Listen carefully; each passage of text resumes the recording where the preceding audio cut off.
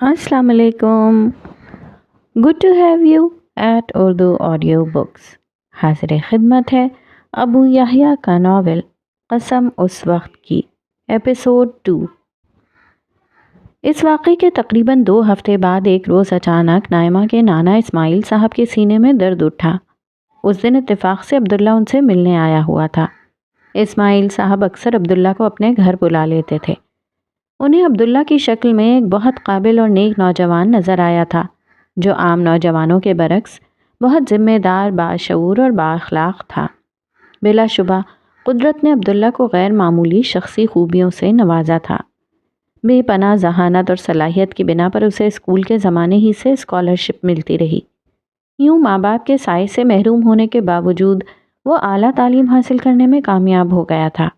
تعلیم کے فوراً بعد ایک بہترین جاب سے وہ اپنے کیریئر کا آغاز کر چکا تھا اور بتدریج ترقی کی سیڑھیوں پر کامیابی سے چڑھ رہا تھا. زندگی غموں اور خوشیوں کی دھوپ چھاؤں کا نام ہے. سارے آثار یہ تھے کہ زندگی کی تپتی دھوپ سہنے کے بعد اب خوشیوں کی ردا اس پہ سایہ فگن ہونے والی تھی. عمرے کے سفر پر عبداللہ نے برسات سے قبل چلنے والی ٹھنڈی ہواؤں کو اپنے وجود کا احاطہ کرتے محسوس کر لیا تھا. اسماعیل صاحب کے خاندان میں اسے وہ سب کچھ نظر آ گیا تھا جس سے وہ محروم تھا. اس لیے ان کے بلانے پر وہ ہر دفعہ بہت شوق اور اہتمام سے ان کے گھر جاتا تھا. دوسری طرف اسماعیل صاحب کو بھی اس نوجوان کی شکل میں اپنی اولاد نرینہ کی کمی کا احساس دور ہوتا دکھائی دے رہا تھا. عبداللہ میں انہیں وہ ذمہ داری اور صلاحیت نظر آئی تھی جس کی بنا پر ان کا ارادہ تھا کہ وہ اپنی نواسی اور بیٹی کی ذمہ داری اس کو سونپ کر اطمینان سے دنیا سے رخصت ہو سکتے ہیں. اس روز بھی وہ اسماعیل صاحب کے بلانے پر آفس سے واپس آتے ہوئے ان کے گھر آ گیا تھا. وہ ڈرائنگ روم میں بیٹھا کافی دیر سے ان کا انتظار کر رہا تھا مگر وہ نہیں آئے. پھر ان کی صاحبزادی آمنہ بیگم نے بتایا کہ ان کے سینے میں درد اٹھ رہا ہے. عبداللہ نے فوراً انہیں ہسپتال لے جانے کا نہ صرف مشورہ دیا بلکہ خود اصرار کر کے انہیں ہسپتال لے گیا. وہاں معلوم ہوا کہ اسماعیل صاحب کو ہلکا سا ہارٹ اٹیک ہو چکا ہے. ڈاکٹروں نے انہیں تفصیلی معائنے اور احتیاط کے پیش نظر اسپتال میں داخل کر لیا. اس خاندان کے کفیل اور سرپرست اسماعیل صاحب تھے. جب وہ خود اسپتال آ گئے تو ایک مسئلہ پیدا ہو گیا. مالی طور پر تو کچھ نہ کچھ انہوں نے اچھے برے وقت کے لیے پس انداز کر رکھا تھا مگر ایسے مسائل سے نمٹنے کے لیے کسی مرد کا ہونا بہت ضروری ہوتا ہے. اس کمی کو عبداللہ نے بہت خوبی سے نبھایا. وہ دن میں اپنے دفتر جاتا اور رات بھر ان کے ساتھ اسپتال میں رکتا. صبح کے وقت آمنہ بیگم آ جاتی اور دوپہر سے شام تک نائمہ ان کے ساتھ رکتی. نائمہ ایک بہت پر اعتماد اور حوصلہ مند لڑکی تھی. اسے یقین تھا کہ وہ اس مسئلے کو تنے تنہا بہت اطمینان کے ساتھ ہینڈل کر سکتی ہے. عبداللہ ویسے بھی اسے شروع ہی سے ناپسند تھا. اس نے بہت منع کیا کہ وہ رات کو نہ رکے مگر عبداللہ کا اصرار تھا کہ رات کو وہی رکے گا. اسماعیل صاحب نے اس کی تائید کی اور نائمہ کی والدہ آمنہ بیگم نے بھی اس کے ہونے کو ایک غیبی مدد سمجھا. یوں اسپتال کے ان دنوں میں وہ اس خاندان کے قریب ہوتا چلا گیا سوائے نائمہ کے جس کے دل میں ہر گزرتے دن کے ساتھ عبداللہ کی ناپسندیدگی بڑھتی چلی جا رہی تھی. اس ناپسندیدگی کا سبب بھی انہی دنوں میں نائمہ پر واضح ہونے لگا تھا. یہ عبداللہ کے اندر موجود اللہ تعالیٰ کی گہری محبت تھی جو بات بے بات پر اس کی زبان پر اللہ کا نام لے آتی تھی. نائمہ کو اس نام سے چڑ تھی. جب اللہ کے نام سے چڑ تھی تو عبداللہ کے متعلق اس کی رائے کیسے مختلف ہو سکتی تھی. یہ اسماعیل صاحب کا اسپتال میں چوتھا دن تھا. پہلے ان کی انجیوگرافی ہوئی جس کے بعد ڈاکٹروں نے ان کی انجیوپلاسٹی کر دی. اب ان کی حالت خطرے سے باہر ہو چکی تھی. وہ خود کو بہت بہتر محسوس کر رہے تھے مگر 4 دن کی فکر اور بے آرامی کے سبب آمنہ بیگم آج خود کو کچھ بہتر محسوس نہیں کر رہی تھیں. سیانے ٹھیک کہتے ہیں کہ بیماری فرد پر نہیں آتی پورے گھرانے پر آتی ہے. یہی اسماعیل صاحب کے گھرانے کے ساتھ ہوا تھا. بیمار تو وہ ہوئے تھے مگر نائمہ اور آمنہ بیگم بھی مکمل بے آرامی کی زد میں تھے. سب سے زیادہ بے آرام عبداللہ تھا مگر اس کا کیا ذکر کہ اس نے یہ ذمہ داری رضاکارانہ طور پر لی تھی. پھر وہ اور نائمہ نوجوان تھے. اس بے آرامی کو قدرے ہمت سے جھیل گئے مگر آمنہ بیگم پر آج اس بے آرامی کا اثر ہو چکا تھا. اپنے والد کی طرف سے انہیں بہت فکر تھی. یہ بھی اندیشہ تھا کہ باپ کو کچھ ہو گیا تو ان 2 خواتین کے لیے مشکل زندگی اور مشکل ہو جائے گی. اس فکر و بے آرامی نے آج انہیں کچھ بیمار کر دیا تھا، اس لیے رات ہونے کے باوجود وہ ابھی تک اسپتال نہیں آئی تھیں، ورنہ ان کا معمول تھا کہ عبداللہ کے آنے کے بعد رات کے وقت نائمہ کو اسپتال سے گھر جانے کے لیے وہ خود آتی تھیں۔ اس وقت نائمہ اسپتال میں نانا ابو کے پاس بیٹھی انہی کا انتظار کر رہی تھی۔ تھوڑی دیر قبل عبداللہ آ چکا تھا۔ عبداللہ کے لیے نائمہ کی قربت ایک خوشگوار تجربہ ہوتا تھا، مگر نائمہ کا معاملہ اس کے بالکل برعکس تھا۔ اس نے عبداللہ کے آتے ہی گھڑی دیکھنی شروع کر دی تھی۔ اسے گھر جانے کی جلدی نہیں تھی۔ اس کا اصل مسئلہ یہ تھا کہ عبداللہ کے ساتھ ایک لمحہ بیٹھنا بھی اس پر گراں گزرتا تھا۔ نائمہ کو چند دنوں ہی میں تجربہ ہو گیا تھا کہ یہ شخص بیماری کو اتنا گلیمرائز کرتا تھا کہ صحت مند شخص کو بھی اپنے آپ کو بیمار دیکھنے کی خواہش پیدا ہو جاتی۔ بیمار کا اجر، اللہ کی قربت، گناہوں کی معافی اور پیغمبروں کی بیماریوں میں صبر کے واقعات جب وہ سنانے لگتا تو آمنہ بیگم اور اسماعیل صاحب سر دھنتے اور نائمہ کا دل چاہتا تک کہ اپنی جوتی اٹھائے اور اس کے سر پر برسا دے۔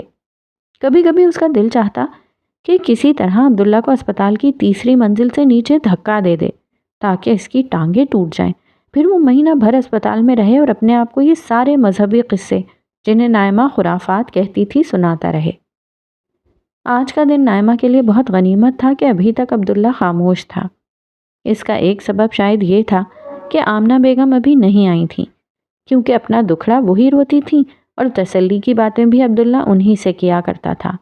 تاہم پھر بھی نائمہ کو عبداللہ کا وجود گھرا گزر رہا تھا، اس لیے وہ اٹھ کر باہر چلی گئی۔ کافی دیر تک جب نائمہ نہ لوٹی تو اسماعیل صاحب نے عبداللہ سے کہا، بیٹا ذرا جا کر نائمہ کو دیکھو، وہ کہاں رہ گئی ہے؟ عبداللہ اس بات میں سر ہلاتے ہوئے اٹھا اور نائمہ کی تلاش میں ادھر ادھر دیکھتا ہوا وارڈ سے باہر آ گیا۔ وہ یہاں پہنچا ہی تھا کہ اسے نائمہ فاریہ کے ساتھ کھڑی ہوئی نظر آئی۔ فاریہ نے بھی عبداللہ کو دیکھ لیا تھا۔ وہ عبداللہ سے بہت تپاک سے ملتے ہوئے بولی، السلام علیکم عبداللہ بھائی، آپ کیسے ہیں؟ میں یہاں لینے تو نائمہ کو آئی ہوں، مگر خواہش یہ بھی تھی کہ آپ سے ملاقات ہو جائے، سو اللہ نے یہ خواہش بھی پوری کرا دی۔ عبداللہ نے بھی اسی گرم جوشی سے جواب دیا، میں الحمدللہ بالکل ٹھیک ہوں، لیکن پہلے یہ بتائیے کہ آج نائمہ کو لینے آنٹی کیوں نہیں آئیں؟ ان کی طبیعت بالکل ٹھیک ہے، بس ذرا سا بخار محسوس کر رہی ہیں، لیکن میں نے انہیں گولی کھلا دی تھی۔ میں انہیں بستر پر لٹا کر ان سے اصرار کر کے یہاں آئی ہوں کہ نائمہ کو خود لے کر آ جاؤں گی، آپ لوگ بالکل پریشان نہ ہوں۔ اس نے عبداللہ کو جواب دیتے دیتے نائمہ کی طرف دیکھ کر کہا، جو آمنہ بیگم کی بیماری کا سن کر پریشان ہو چکی تھی۔ غالباً آمنہ بیگم کی بیماری والی بات اس نے ابھی تک نائمہ کو نہیں بتائی تھی۔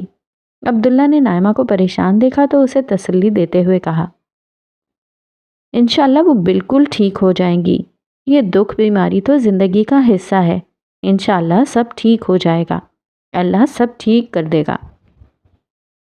عبداللہ کے اس جملے پر نائمہ کا دماغ گھوم گیا۔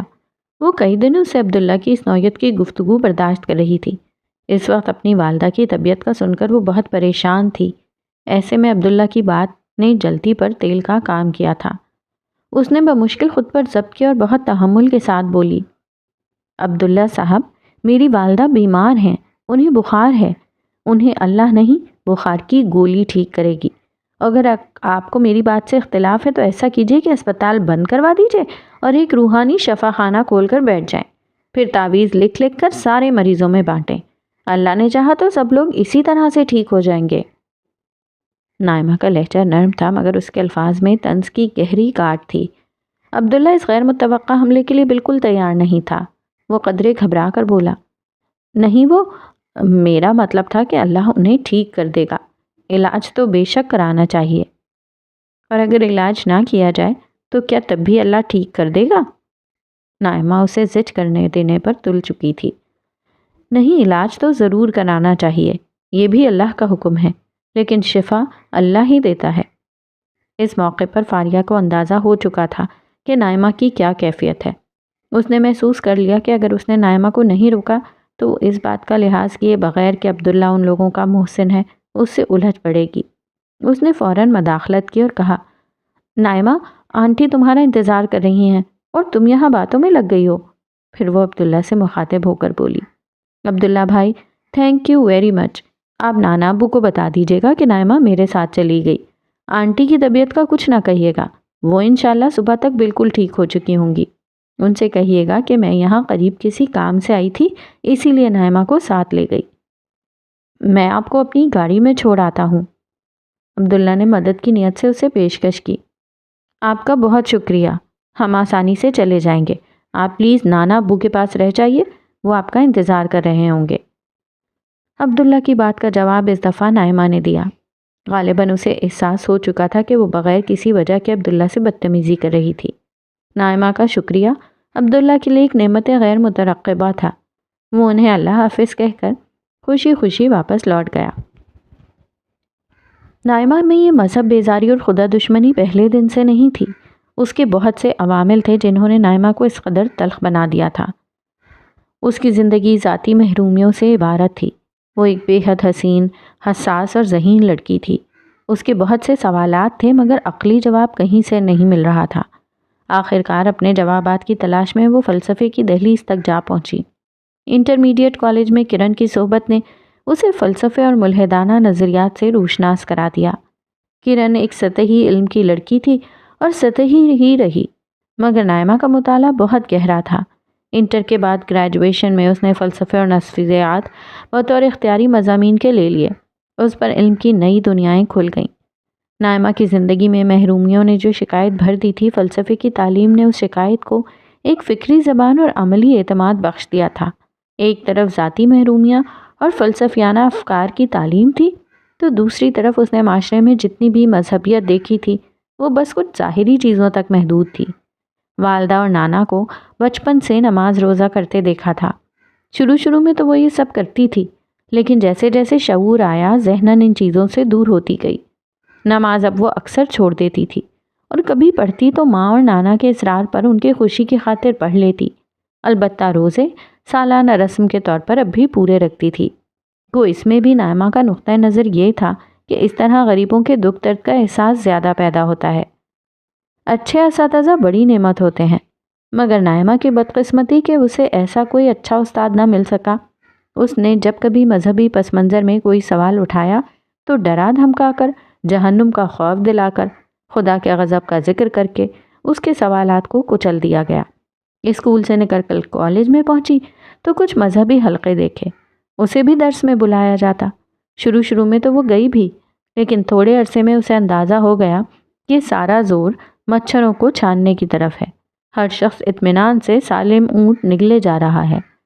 چند ظاہری اعمال ایمان کا اصل معیار بن چکے تھے اور بڑے بڑے اخلاقی اعمال ناقابل تذکرہ تھے۔ اس نے دیکھا کہ مذہب کے نام پر کھڑے کم و بیش تمام لوگ وہی کچھ کر رہے ہیں جو باقی لوگ کرتے ہیں، یعنی اپنا مفاد اور اپنا بچاؤ سب سے پہلے، چاہے اخلاقیات کتنی بھی پامال کیوں نہ ہو جائیں۔ جیسے دوسرے لوگوں کے دل نفرت، کینے، بغض اور عداوت سے بھر جاتے ہیں، ویسے ہی یہ لوگ بھی ہیں۔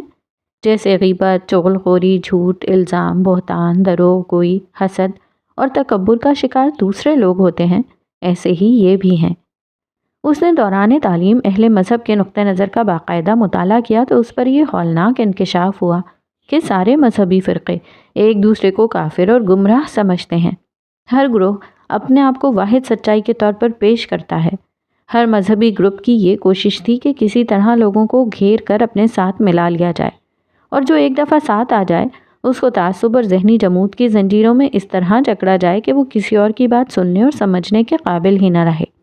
اس مقصد کے لیے دوسروں کو بدنام کرنا، ان کی بات کو غلط طریقے سے پیش کرنا، ان کی طرف جھوٹ منسوب کرنا، ان کے خلاف فتوے دینا اور ان کے ایمان پر حملے کرنا ایک معمول کی بات ہے۔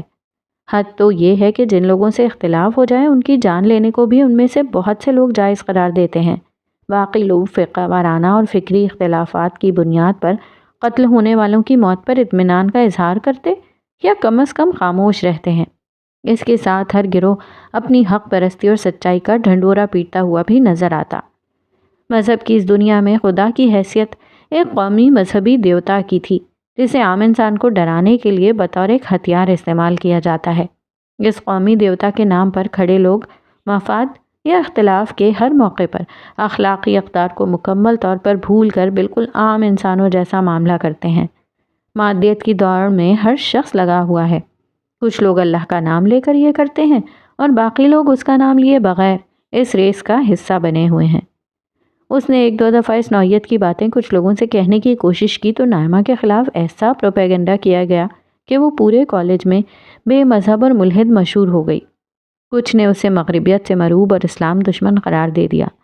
نائمہ اس پروپیگنڈے پر دنگ رہ گئی۔ اس کے دل میں مذہب اور اہل مذہب کے خلاف اتنا شدید غصہ پیدا ہوا کہ اسے مذہب ایک گالی اور خدا کا تصور مذہبی لوگوں کا گھڑا ہوا ایک افسانہ محسوس ہونا شروع ہو گیا۔ اس کے بعد نائمہ کی آخری پناہ کا مغربی فکر و فلسفہ تھا۔ وہ رفتہ رفتہ اس سے متاثر ہوتی چلی گئی۔ اسے محسوس ہوا کہ وہ مادیت پسند بہتر ہیں جو فلسفیانہ سطح پر مادیت کا اقرار کر کے اس دوڑ میں حصہ لیتے ہیں بنسبت ان لوگوں کے جو نام تو خدا کا لیتے ہیں مگر ان کے دل مفاد اور عناد سے بھرے ہوئے ہیں۔ اسے اپنی پوری زندگی میں کوئی ایسا مذہبی شخص نظر نہیں آیا جو فکری طور پر اس کے سوالات کا جواب دے سکے اور ساتھ ساتھ سیرت و کردار میں بھی مفاد اور عناد سے بلند ہو کر ایمان، احسان، عدل، رحم اور محبت کی وہ زندگی گزارتا ہو جس کا ذکر اس نے کورس کی کتابوں میں حضرت محمد صلی اللہ علیہ وآلہ وسلم کی سیرت میں پڑھا تھا۔ چنانچہ اس کا یہ یقین بڑھتا چلا گیا کہ مذہب ایک فریب ہے، خدا کا وجود مذہبی لوگوں کا گھڑا ہوا ایک جال ہے جس کے تانے بانے توہمات کی دوڑیوں سے بندھے جاتے ہیں اور جس میں گرفتار لوگوں کو عقیدت اور خوف کی دوہری زنجیروں میں جکڑ کر انہیں ذہنی اور نفسیاتی طور پر غلام بنا لیا جاتا ہے۔ حقیقت وہی ہے جسے زیادہ تر مادیت پسند فلسفی بیان کرتے ہیں، یعنی یہ کائنات اندھے بہرے مادے کی کارستانی ہے، دنیا کی کامیابی اور ترقی ہی اصل چیز ہے۔ تاہم اچھے علم کو پڑھنے کے نتیجے میں اور خود اپنی طبیعت کی بنا پر نائمہ اخلاقی طور پر بہت پختہ تھی۔ وہ باحیا تھی، بہت باوقار اور شائستہ تھی، حتی الامکان لوگوں کی مدد کرتی اور ان کے ساتھ اچھی طرح پیش آتی۔ اس میں صرف ایک ہی استثناء تھا، یہ استثناء عبداللہ کی ذات تھی جس سے اسے پہلے دن بیر ہو گیا تھا۔ یہ اسماعیل صاحب کے اسپتال میں آخری ایام تھے۔ ڈاکٹروں نے بتا دیا تھا کہ ایک دو دن میں انہیں چھٹی مل جائے گی۔ نائمہ کالج سے گھر آ کر کھانے وغیرہ سے فارغ ہوتی اور سیدھی اسپتال آ جایا کرتی تھی۔ آج بھی ایسا ہی ہوا۔ وہ اسپتال کی عمارت میں داخل ہوئی اور مختلف حصوں سے گزرتے ہوئے اپنے نانا کے وارڈ کی طرف جا رہی تھی کہ اچانک ایک غریب سی دیہاتی عورت نے اس کا ہاتھ پکڑ کر رونا شروع کر دیا۔ وہ روتی جاتی اور کہتی جاتی کہ بیگم صاحبہ میری مدد کرو، مجھ غریب پر رحم کھاؤ۔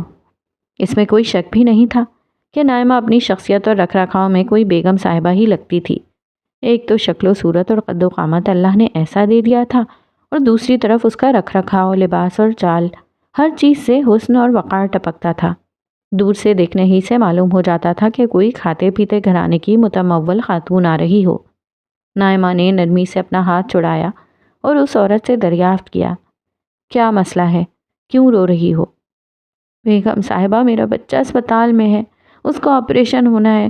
اسپتال والے کہتے ہیں فوراً 65,000 روپے جمع کراؤ ورنہ آپریشن نہیں کریں گے۔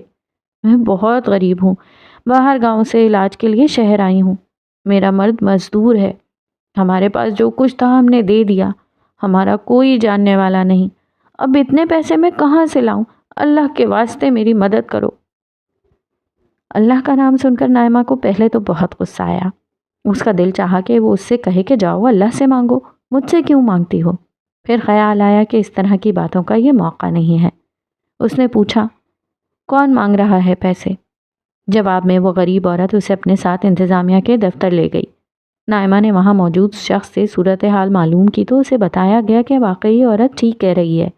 اس پر نائمہ نے ڈیوٹی پر تعینات شخص سے کہا، آپ لوگ کیا کسی غریب کی کوئی مدد نہیں کرتے؟ جواب ملا، بی بی یہ پرائیویٹ اسپتال ہے، ایسے غریب یہاں ہر روز بہت آتے ہیں، اگر ان کی مدد کرتے رہے تو اسپتال تو بند ہی ہو جائے گا، اس سے کہیں کہ بچے کو سرکاری اسپتال لے جائے۔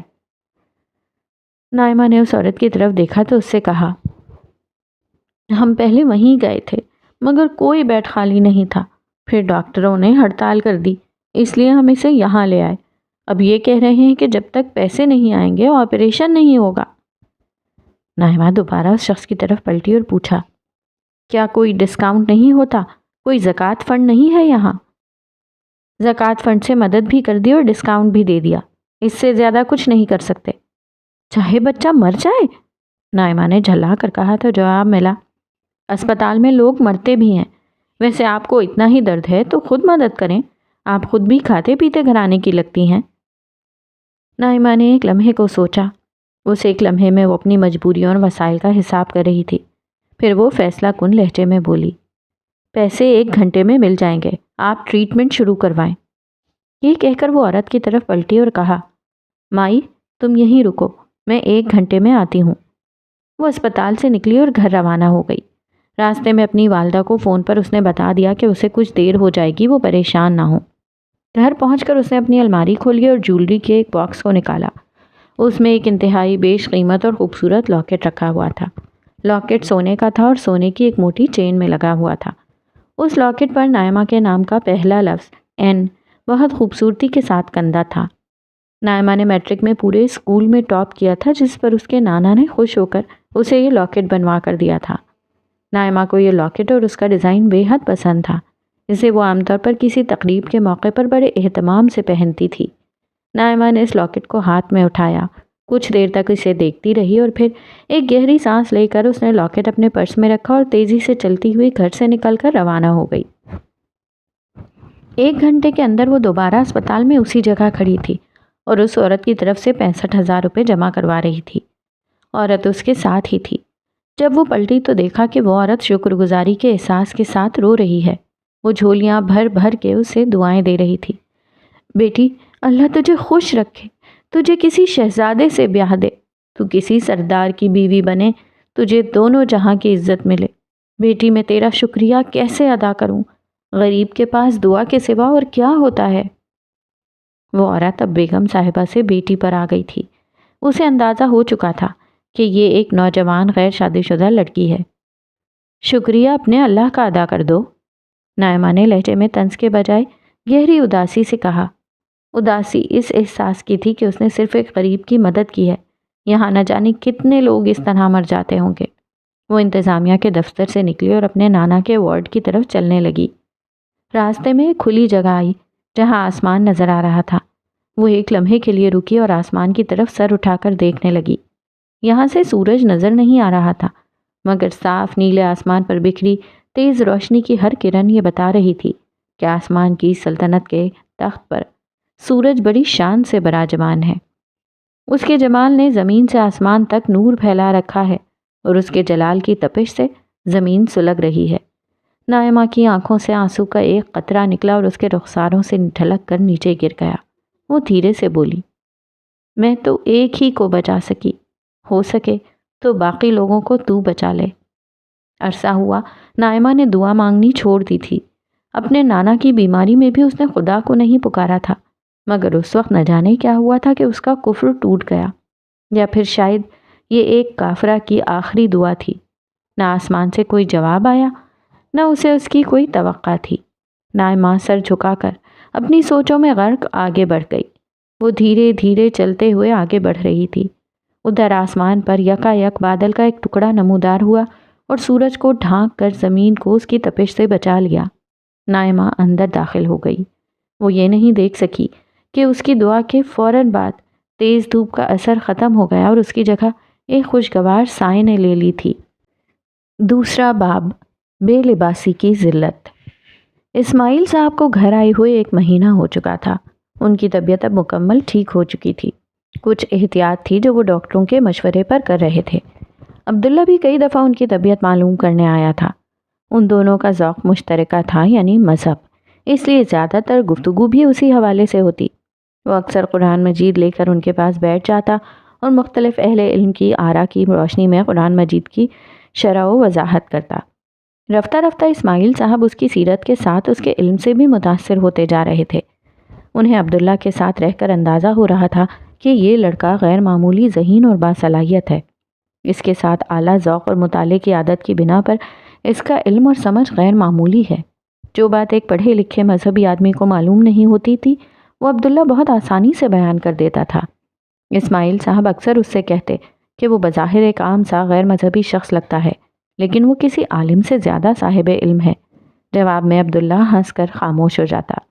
عبداللہ انہیں کیا بتاتا کہ دینی علم کو اپنا اوڑھنا بچھونا بنا لینا عبداللہ کا خواب تھا، مگر دوسری طرف دنیاوی تعلیم کے بعد ملنے والی غیر معمولی دنیاوی ترقی نے اس کے لیے صرف یہی راستہ چھوڑا تھا کہ وہ دن بھر دفتر میں معاش کے مسائل نمٹائے اور شام میں اپنے دینی ذوق کی تکمیل کرے۔ اس کی زندگی ایک کشمکش میں گزر رہی تھی۔ اس کی تعلیم کچھ اور تھی اور اس کا ذوق کچھ اور تھا۔ کچھ عرصہ قبل وہ عمرہ کرنے گیا تو خدا سے یہی دعا کرتا رہا تھا کہ اس کی منزل اس کے سامنے واضح ہو جائے، اس کے لیے ایسے راستے کھل جائیں کہ وہ اپنے آپ کو خدا کے لیے وقف کر سکے۔ مگر سر دست یہ ایک خواب تھا۔ حقیقت یہ تھی کہ خاندانی سرپرستی سے محروم ایک یتیم کے سامنے پہلا مقصد یہ تھا کہ وہ اپنی بنیادی ضروریات، گھر، گاڑی، شادی، بچوں اور خاندان کی ضروریات پوری کرے۔ اسماعیل صاحب کے گھر میں اسے اپنی منزل نظر آنے لگی تھی۔ نائمہ اس کے دل کے دروازے پر دستک دیے بغیر داخل ہوئی اور چپکے سے خانہ دل پر اپنا مستقل نقش بنا لیا۔ یہ نقش مٹانا اب ممکن نہیں رہا تھا۔ دوسری طرف اسماعیل صاحب بھی کئی دفعہ دبے لفظوں میں یہ بات کہہ چکے تھے کہ وہ اسے اپنا بیٹا بنانا چاہتے ہیں۔ یوں وہ اپنی نئی زندگی کے خواب آنکھوں میں سجائے ہر گزرتے دن کے ساتھ اپنی منزل کی طرف بڑھ رہا تھا، اس بات سے بے خبر کہ ان قریب اس کے خواب بکھرنے والے ہیں۔ ایک شام جب عبداللہ اسماعیل صاحب سے مل کر اپنے گھر روانہ ہوا تو آمنہ بیگم اسماعیل صاحب کو دوا کھلانے ان کے کمرے میں آئیں۔ اسماعیل صاحب نے دوا کھانے کے بعد اپنی بیٹی سے دریافت کیا، بیٹا تم نے نائمہ سے عبداللہ کے حوالے سے بات کی؟ مجھے اب اپنی زندگی کا دھڑکا لگا رہتا ہے اور یہ لڑکا مجھے بہت پسند ہے۔ میں چاہتا ہوں کہ اپنی زندگی ہی میں نائمہ کی ذمہ داری سے فارغ ہو جاؤں۔ ابو، نائمہ اس رشتے پر راضی نہیں ہے، آمنہ بیگم نے سر جھکا کر جواب دیا۔ یہ سن کر اسماعیل صاحب کچھ دیر کے لیے خاموش ہو گئے۔ انہیں شاید یہ امید نہیں تھی کہ ان کی نواسی ان کے پسند کیے ہوئے رشتے سے انکار کر دے گی۔ کچھ دیر کی خاموشی کے بعد انہوں نے پوچھا، عبداللہ میں خرابی کیا ہے؟ وہی جو نائمہ کے والد شہزاد میں تھی، آمنہ بیگم نے اداسی کے ساتھ جواب دیا۔ شہزاد کے ساتھ تو تقدیر نے خرابی کی، ورنہ آج وہ زندہ ہوتا تو صورتحال بالکل مختلف ہوتی، مگر تقدیر ہر دفعہ خراب نہیں ہوتی۔ اب زمانہ بدل گیا ہے ابو، آمنہ نے سمجھانے والے انداز میں کہا۔ اب ہم اپنی اولاد پر اپنی مرضی نہیں ٹھونس سکتے۔ آج کے بچے ہماری نسل کی طرح اپنی قسمت پر صابر و شاکر نہیں رہتے، وہ اپنی قسمت آپ بنانا چاہتے ہیں۔ وہ فیصلے سنتے نہیں، اپنے فیصلے آپ کرنا چاہتے ہیں، تاکہ ان کے فیصلے غلط ہوں تو اس کا الزام کم از کم اپنے آپ کو دیں، اپنے پیاروں کو تو کٹہرے میں کھڑا نہ کریں۔ تمہاری بات درست ہے، مگر دیکھو تو صحیح عبداللہ میں کتنی خوبیاں ہیں۔ وہ اچھی شکل کا ہے، بہت باصلاحیت ہے، اچھی ملازمت کرتا ہے، پھر اس نے ابھی اسپتال میں ہمارا کس طرح ساتھ دیا ہے۔ سارا دن جاب کرتا اور ساری رات میرے سرہانے کرسی پر بیٹھا رہتا، اور دیکھو نیک کتنا ہے۔ اگر نیکی، شرافت اور صلاحیت کو دیکھنے میں نائمہ کی نوجوان آنکھیں کامیاب نہیں ہو رہی تو تم تو دیکھ سکتی ہو۔ ابو، نائمہ جہاں سے زندگی شروع کرنا چاہتی ہے، عبداللہ شاید بڑھاپے تک بھی اس منزل پر نہ پہنچ سکے۔ آپ یہ بھی تو دیکھیے کہ عبداللہ اور اس کے خاندان کا ہمیں بہت زیادہ پتہ نہیں ہے۔ اتنی کم ملاقاتوں میں اتنے بڑے فیصلے نہیں کیے جاتے۔ پھر نائمہ کے لیے اور بہت سے رشتے آ رہے ہیں۔ نائمہ خوبصورت ہے، تعلیم یافتہ ہے، اچھے گھرانے سے ہے۔ ایک دو رشتے نائمہ کے اور آئے ہوئے ہیں، ان میں سے ایک تو بالکل ویسا ہی ہے جیسا نائمہ چاہتی ہے۔ کہیں نائمہ کی اپنی کوئی پسند تو نہیں؟ اسماعیل صاحب نے ایک امکان کو سامنے رکھتے ہوئے پوچھا تو آمنہ بیگم نے فوراً تردید کر دی۔ نہیں، ایسی تو کوئی بات نہیں۔ نائمہ کا کبھی کسی لڑکے سے کوئی ربط و ضبط نہیں رہا، بس اس کے کچھ خوف ہیں کہ جو محرومی اس نے جھیلی ہے اس کی اولاد کو نہ دیکھنی پڑے۔ پھر اس کے پس منظر کی لڑکیاں اونچا ہی سوچتی ہیں۔ اس جیسی شکل و صورت کی لڑکی فطری طور پر آج کل کے معاشرے میں رہ کر ایسا ہی سوچے گی۔ معاشرے میں خوبصورتی کا جو سکہ سب سے زیادہ چلتا ہے وہ نائمہ کے پاس بے حساب ہے۔ پھر وہ اوسط درجے کے ایک رشتے پر کیسے قانع ہو جائے، میں بھی اسے کوئی عقل مندی نہیں سمجھتی۔ ماں نے اپنا وزن بیٹی کے پلڑے میں ڈالتے ہوئے گویا اپنا فیصلہ بھی سنا دیا۔ دوسرا رشتہ کیسا ہے؟ اسماعیل صاحب نے ہار مانتے ہوئے بیٹی سے دریافت کیا۔ بہت امیر گھرانہ ہے، لڑکا امریکہ میں تعلیم کے آخری مرحلے میں ہے، چند مہینے میں آنے والا ہے اور وہ لوگ اس کے بعد فوراً ہی شادی کرنا چاہتے ہیں۔ میں نے تصویر دیکھی ہے لڑکے کی، بہت اچھا لڑکا ہے، رشتے والی خاتون بتا رہی تھی کہ انہیں رشتوں کی کوئی کمی نہیں، ایک ڈھونڈیں گے تو 1000 ملیں گے، مگر چونکہ وہ خاتون میری پرانی جاننے والی ہیں اس لیے انہوں نے ترجیحاً سب سے پہلے مجھ سے کہا ہے۔ وہ کہہ رہی تھی کہ فوراً ہاں کر دیں، ایسے رشتے بار بار نہیں ملتے۔ پھر مجھ سے کیا پوچھتی ہو؟ نائمہ ہی سے پوچھ لو۔ اسماعیل صاحب نے قدرے بے رخی اور بے پرواہی کے ساتھ کہا۔ مجھے معلوم ہے جو کچھ نائمہ کو چاہیے وہ سب اس رشتے میں موجود ہے، مجھے یقین ہے وہ ہاں کہہ دے گی۔ اس کی سہیلی فاریہ کی بھی منگنی ہو چکی ہے اور اب نائمہ کی شادی بھی ہو جانی چاہیے۔ آپ ہاں کہہ دیں تو اگلے ہفتے باقاعدہ بات چیت ہو جائے گی۔ میری ہاں تو بس ایک رسمی سی بات ہے، مگر میں عبداللہ کا سامنا کیسے کروں گا؟ تو کیا آپ نے عبداللہ سے بات کر لی تھی؟ تم سے بات کرنے سے قبل اس کا اندیا اشاروں کنایوں میں لے لیا تھا کہ کہیں اس کی کوئی اور پسند نہ ہو۔ میں نہیں چاہتا تھا کہ نائمہ سے ہم بات کر لیں اور عبداللہ بعد میں منع کر دے، یوں نائمہ کو کوئی دکھ پہنچے، مگر یہاں معاملہ ہی الٹا ہو گیا۔ اب تو عبداللہ کو دکھ ہوگا۔ میں نے سوچا تھا کہ ساری زندگی اللہ نے بیٹا نہیں دیا، اب عبداللہ جیسا بیٹا ملے گا جو میرے ذوق مزاج اور خوابوں کے مطابق ہے، مگر شاید زندگی کے آخری حصے میں یہ محرومی اور دیکھنی تھی۔ عبداللہ آپ سے مخلص اور واقعی اچھا لڑکا ہے، تو پھر بھی آپ کے پاس آتا رہے گا۔ پتہ نہیں آگے کیا ہوگا، اسماعیل صاحب نے آہستگی سے کہا اور آنکھیں بند کر لیں۔ 2 ہفتے بعد ایک سادہ تقریب میں نائمہ کی منگنی ہو گئی۔ لڑکا ملک سے باہر تھا، اس کے گھر والے زیورات اور مٹھائی لے کر ان کے گھر آ گئے تھے۔ اسی موقع پر شادی کی تاریخ بھی طے پا گئی جو 3 مہینے بعد کی تھی۔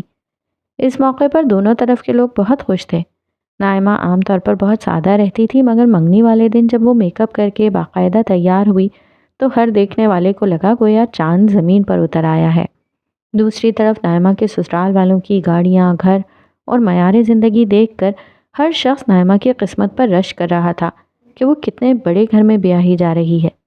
اس کے سسرال والے تو بڑے دھوم دھام سے یہ تقریب کرنا چاہ رہے تھے، مگر اسماعیل صاحب نے اپنی بیماری کا عذر بیان کر کے تقریب کو بہت سادہ رکھوایا تھا۔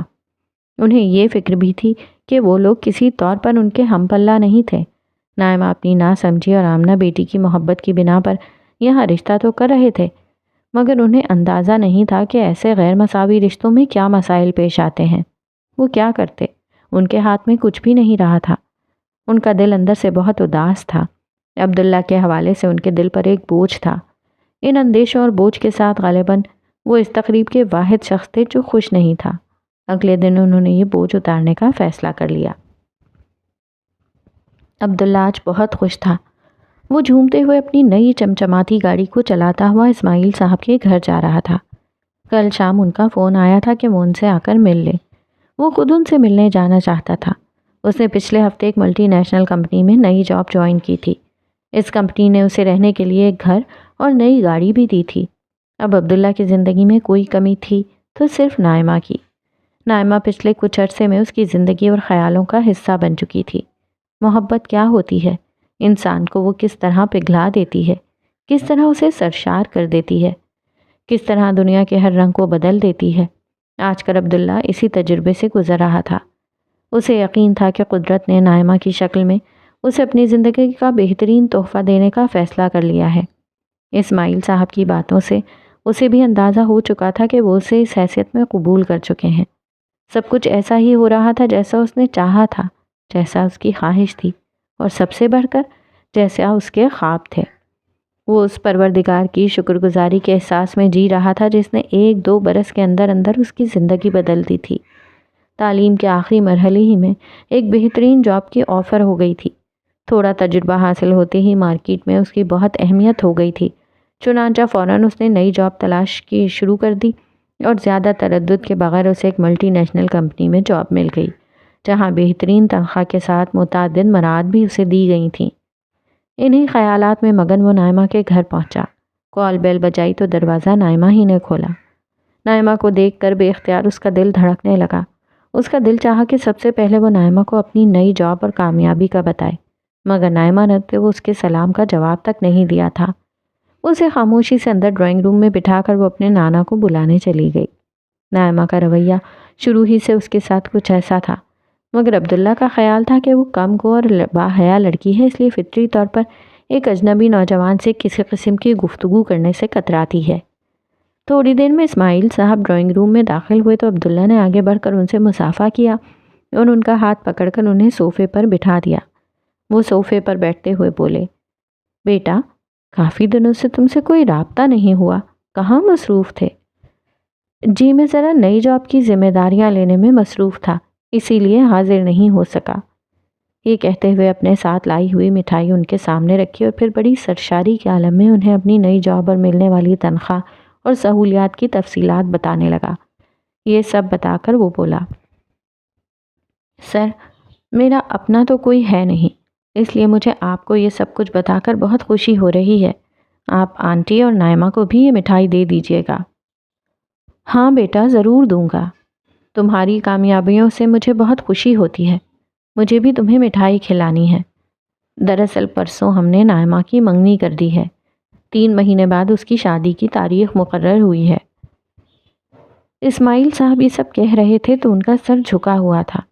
وہ خود میں اتنی ہمت نہیں پا رہے تھے کہ جس لڑکے کو وہ بار بار یہ کہہ چکے تھے کہ میں ساری زندگی کے لیے تمہیں اپنا بیٹا بنانا چاہتا ہوں، اس سے نظریں ملا کر اسے یہ بتائیں کہ اب اس کا کوئی امکان نہیں رہا ہے۔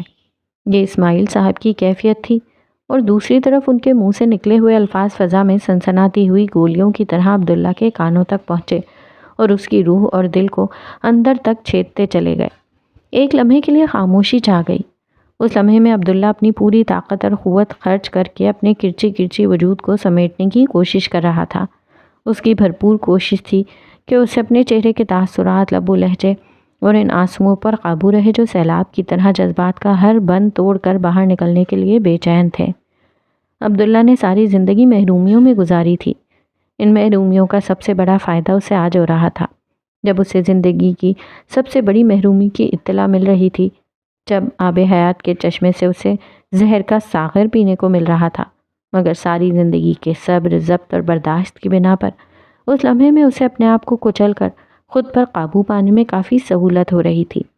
اس نے اپنی پوری قوت استعمال کی اور آواز کے ارتعاش پر قابو پاتے ہوئے بولا، سر، آپ کو بہت بہت مبارک ہو۔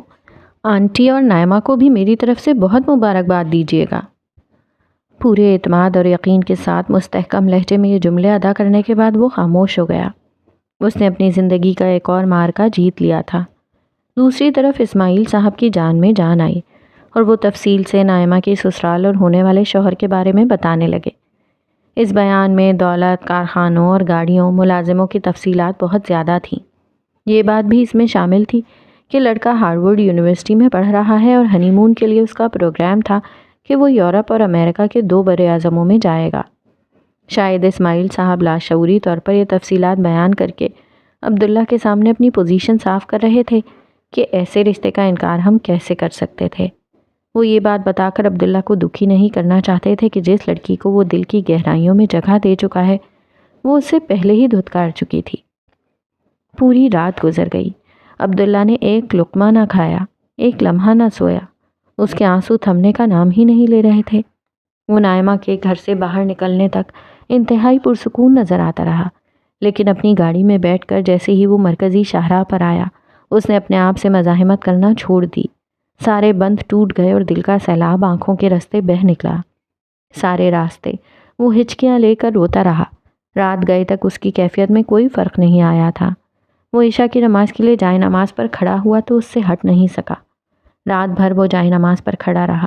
ایک لمحے کے لیے اس کے آنسو نہیں رکے۔ وہ بلک بلک کر روتا رہا اور بار بار سجدے میں جا کر ایک ہی جملہ کہتا، پروردگار، مجھے تجھ سے کوئی شکوہ نہیں، اور اگر شکوہ ہے تو صرف تجھی سے ہے۔ تیرے سوا نہ کسی سے کچھ کہنا ہے نہ کہیں اور جانا ہے۔ مجھے تیرا ہر فیصلہ قبول ہے، لیکن میرا اپنا آپ میرا ساتھ نہیں دیتا، میرے آنسو میرا ساتھ نہیں دیتے، تو مجھے معاف کر دے۔ عبداللہ کا دل پھٹا جا رہا تھا۔ اس کی زندگی محرومیوں کی ایک داستان تھی۔ بچپن سے ماں باپ کا سایہ نہ ملا، بہن بھائی نہ تھے، ایک طفل یتیم دور اور قریب کے رشتہ داروں پر بوجھ تھا۔ ایک جگہ سے دوسری جگہ دھکے کھاتا رہا۔ خوش قسمتی سے بے پناہ ذہانت کی وجہ سے تعلیم کا سلسلہ کسی نہ کسی طرح جاری رہا۔ شعور میں قدم رکھتے ہی اپنا بوجھ خود اٹھایا اور ہاسٹلوں میں رہ کر تعلیم پوری کی۔ نہ گھر، نہ بار، نہ رشتہ دار، نہ دوست یار۔ اور اب جب وہ سمجھ رہا تھا کہ وقت اپنے ہر زخم کا مداوع کرنے جا رہا ہے، زندگی کی سب سے بڑی محرومی اس کے سامنے آ گئی۔ اس محرومی نے عبداللہ کو مکمل طور پر توڑ پھوڑ کر رکھ دیا تھا۔ اب وہ اس محرومی کے ساتھ اس در پر کھڑا تھا جہاں آنے والے کبھی خالی ہاتھ نہیں لوٹتے، جہاں مانگنے والے ہفتے اقلیم کی بادشاہی بھی مانگ لیں تو سب کچھ دے کر بھی اس انداتا کے خزانے میں ذرہ برابر کمی نہیں آتی، جہاں مایوسی کفر ہوتی ہے۔ مگر عبداللہ کچھ مانگ نہیں رہا تھا، بس وہ خدا کے سامنے کھڑا رو رہا تھا اور نماز پڑھ رہا تھا۔ عبداللہ کے لیے یہ محرومی کی وہ سیاہ رات تھی جس کی تاریکیوں نے عمر بھر کے لیے عبداللہ کا احاطہ کر لیا تھا، مگر اسے نہیں معلوم تھا کہ یہ بخشش کی رات ہے، وہ بخشش جو قیامت کے بعد بھی ختم نہیں ہوگی۔ وہ خود ابھی بہت کم عمر تھا، اپنی ایمانی زندگی کے ابتدائی مرحلے میں تھا۔ اسے معمولی سا اندازہ بھی نہیں تھا کہ وہ کس اعلیٰ ترین ہستی کے سامنے کھڑا ہے، وہ ہستی جو اپنے بندوں کے لیے کسی بھی حد تک جا سکتی ہے۔